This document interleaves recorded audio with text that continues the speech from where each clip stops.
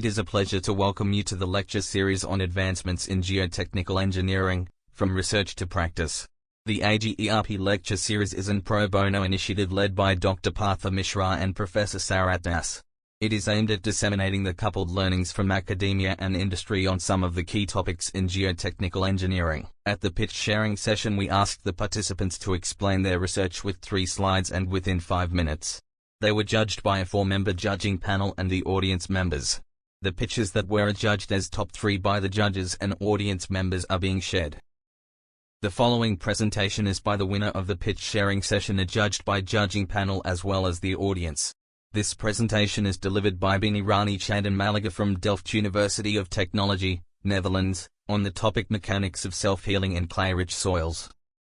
Bhini Rani Chandan Malagar. I'm working with Anne-Catherine Dieudonné and Phil Warden on Mechanics of Self-Healing in Clay-Rich Soils. And let's start. So generally, clay-rich soils are being preferred for engineered structures where containment and water containment is the main purpose, be it water or pollutants, let's say in embankments, clay liners, and for geological disposal facilities where we contain radioactive wastes. So these, we prefer clays because they have low permeability and high absorption capacity. But as we can see in all these pictures, these structures are susceptible to cracks. And these cracks create preferential pathways and then compromise the major functionality of the barrier system. But it has been observed in underground research laboratories and in fields and in lab that these cracks disappear or they seal naturally without any human intervention. So what is sealing, or when they interact basically with time and when they interact with water, so they get sealed. So what is sealing and what is healing? Sealing is basically recovery in hydraulic properties. Once the gap between the cracks is closed, the hydraulic properties are recovered to some extent. That is referred as self-sealing, and self-healing is recovery in mechanical properties. Although the gap is closed between the cracks, but we cannot say that the strength along that crack has fully recovered, or the strength along that crack is as same as the uncracked media. So that particular phenomenon is termed as self-healing. In my study, I'm focusing on understanding the host formation for geological disposal facilities here in Netherlands. And just an overview, because these geological disposal facilities will contain radioactive waste, which remains dangerous for thousands and 10,000s of years, we will have, we will contain or encapsulate our waste in engineered barrier system, which consists of thick layers of concrete and steel. And then we have natural barrier system in which we consider host formations, basically plastic clays or poorly indurated clays. In Netherlands and in Belgium, we consider boom clay. And this picture shows the depth of boom clay in Netherlands. And there has been quite a few studies to understand how this material behaves in presence of water and when the cracks are formed and when it interacts with water. So as we can see, there was a crack before, but then on interaction with water, it disappears.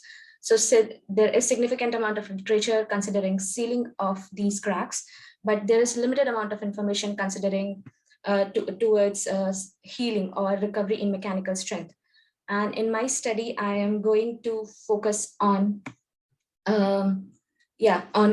understanding the healing or recovery in mechanical strength along the crack.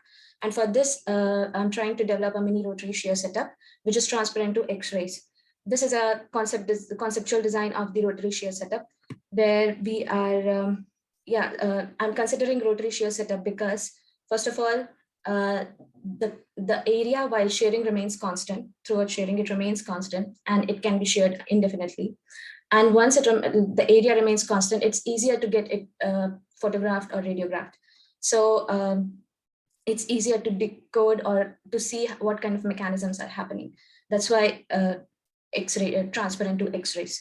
The setup should be transparent to X-rays. And at this moment, there is no setup which could cater to our needs in such a way that it provides confinement so that we can build up pore water pressure and provide desirable drainage facilities.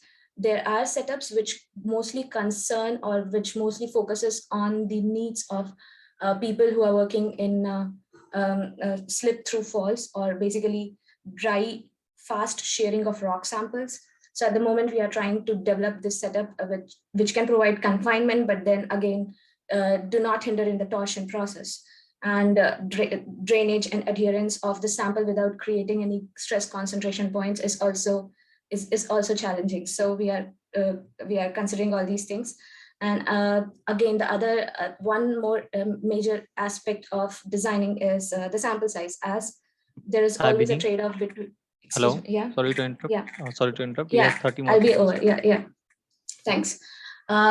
So the sample size, and if we see okay, sample size, and because there is always a trade-off between sample size and resolution of the image, and for to decide consciously what should be the sample size for this particular setup, I have done some experiments by creating artificial cracks in a sample and then seeing what kind of resolution I'm getting at different sample sizes.